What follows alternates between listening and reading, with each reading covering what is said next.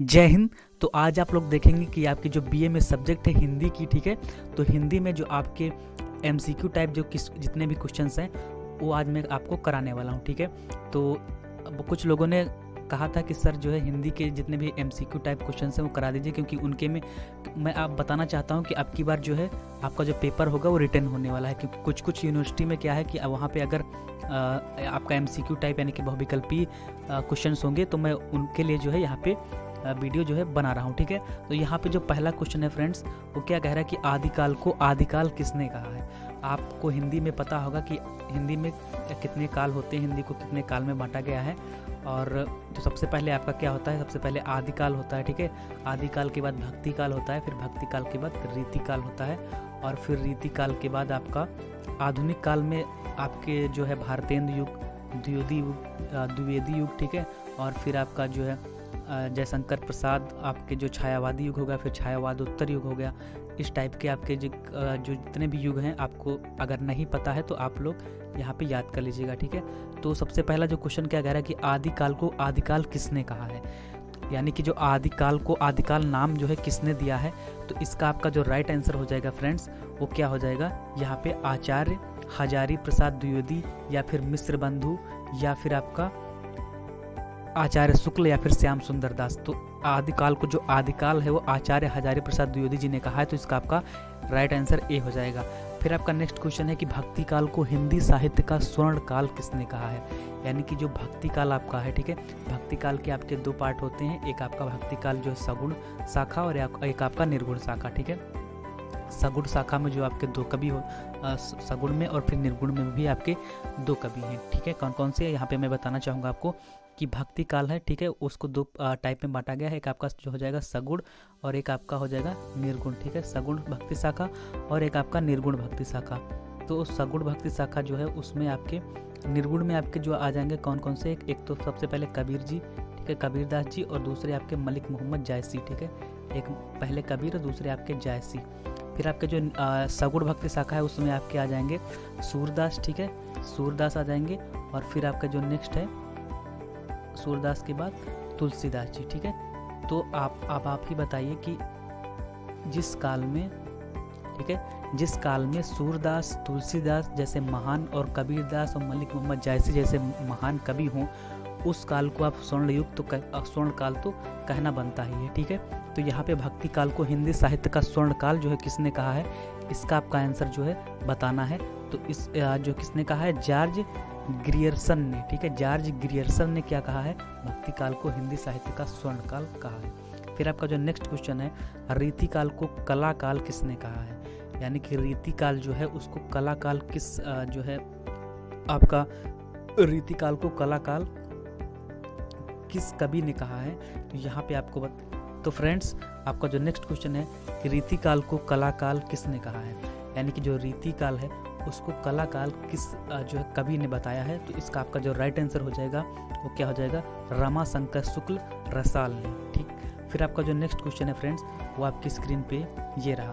क्या कह रहा है कि छायावाद पुस्तक के लेखक कौन है, यानी कि जो छायावाद पुस्तक है उसके लेखक कौन है, ये आपको बताना है यहाँ पे। तो छायावाद नाम की जो पुस्तक है उसके लेखक आपके आचार्य शुक्ल, या फिर डॉक्टर नामवर सिंह, और आपके मिश्र बंधु, या फिर श्याम सुंदर दास। तो इसका आपका राइट आंसर हो जाएगा डॉक्टर नामवर सिंह। और फिर आपका जो नेक्स्ट क्वेश्चन है, निर्गुण काव्यधारा के सर्वश्रेष्ठ कवि का नाम बताइए, यानी कि जो आपकी निर्गुण काव्यधारा है उसके जो सर्वश्रेष्ठ कवि हैं वो कौन है। मैंने आपको अभी बताया था कि जो निर्गुण काव्यधारा है, निर्गुण काव्यधारा में एक सगुण में तुलसीदास और जो है सूरदास और तुलसीदास जी, और निर्गुण में कबीरदास जी और मलिक मोहम्मद जायसी। तो यहाँ पे कबीरदास जी मिल रहे हैं, तो आपका जो राइट आंसर कबीरदास जी हो जाएंगे, ठीक है। फिर आपका जो नेक्स्ट क्वेश्चन है, संत काव्यधारा के कवि कौन से हैं, यानी कि संत काव्यधारा के जो कवि हैं वो कौन से हैं। तो यहाँ पे आपको पता होगा कि कबीरदास जी सबसे पहले एक संत हैं, फिर एक जो है कवि हैं, ठीक। तो आपके यहाँ पे कबीरदास जी जो राइट आंसर आपका सी हो जाएगा। फिर यहाँ पे आपका जो नेक्स्ट क्वेश्चन है, अगर आपको यहाँ पे कुछ समझ में ना आ रहा हो तो आप कमेंट सेक्शन में कमेंट करके बता सकते हैं, मैं उसको और अच्छे से समझाने की कोशिश करूँगा। और अगर आप चैनल पे पहली बार आए हैं तो चैनल को सब्सक्राइब कर लीजिएगा और बेल आइकन को प्रेस कर लीजिएगा, जिससे कि ऐसी ही वीडियोज आपको डेली बाय डेली मिलती रहेंगी और आपके जो है आपका जो पेपर है उसके ज़्यादा दिन नहीं बचे हुए हैं, केवल और केवल 2 या 4-5 दिन बचे हुए हैं, ठीक है। और कुछ लोगों के तो पेपर चल भी रहे हैं। तो आपको मेहनत से पढ़ना है और सारा वीडियो को लास्ट तक देखना है, जिससे कि आपके सारे डाउट्स क्लियर हो सकें। फिर जो आपका नेक्स्ट क्वेश्चन है, संत काव्य का प्रधान रस कौन सा है, यानी कि जो संत काव्य धारा है उसमें सबसे जो अच्छा रस कौन सा है, किसके बारे में जो है ज़्यादा इस पर महत्व दिया गया है। जो संत काव्य का प्रधान रस है वो आपका जो रस हो जाएगा वो श्रृंगार या फिर शांत या फिर वात्सल्य या फिर भक्ति। तो जो संत काव्य है, क्योंकि संत लोग जो होते हैं शांत प्रकृति के होते हैं, आपको ऐसे याद रखना, ठीक है। संत जो होते हैं, जो सेंट होते हैं, ठीक है, संत का जो है संत, आपको पता होगा कि जो संत लोग होते हैं, साधु वगैरह, ठीक है, वो क्या होते हैं, उनकी प्रकृति जो होती है शांत होती है। तो यहाँ पे आप शांत रस, आपको जो बी ऑप्शन हो जाएगा वो राइट आंसर हो जाएगा।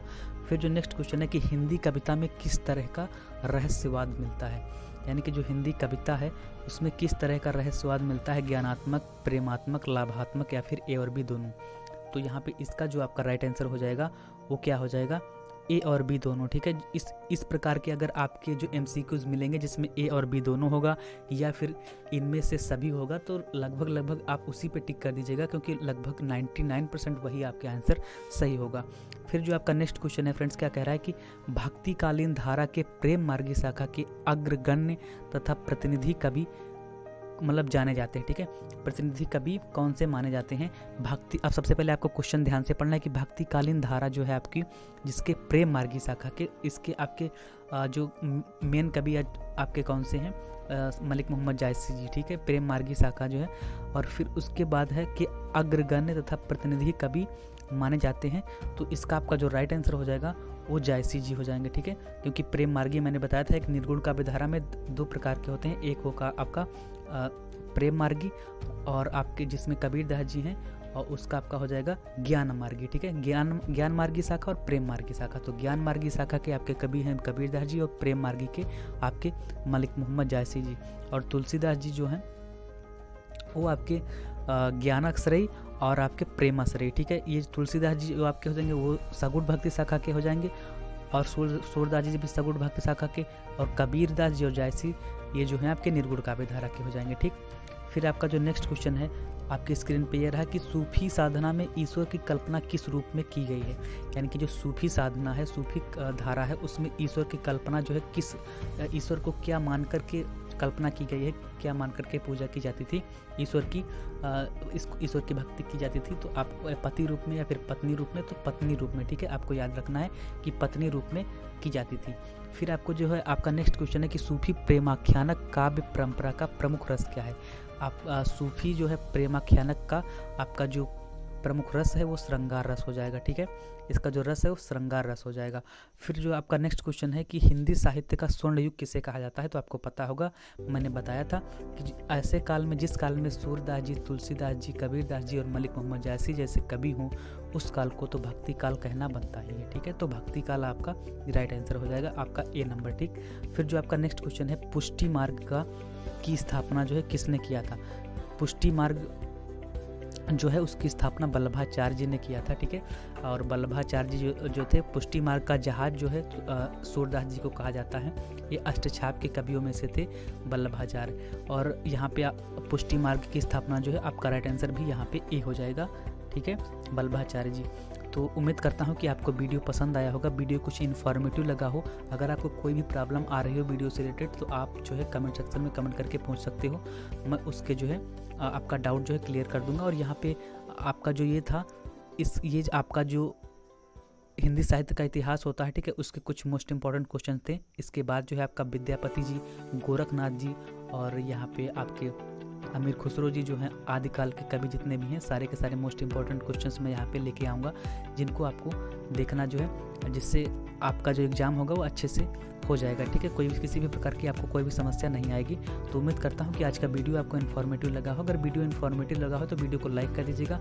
अगर इन्फॉर्मेटिव ना लगा हो तो आप डिसलाइक भी कर सकते हो, ठीक है। अगर चैनल पे पहली बार आए हो, अगर कुछ आपको समझ में आ रहा हो तो चैनल को सब्सक्राइब कर सकते हैं, वरना आपका मन।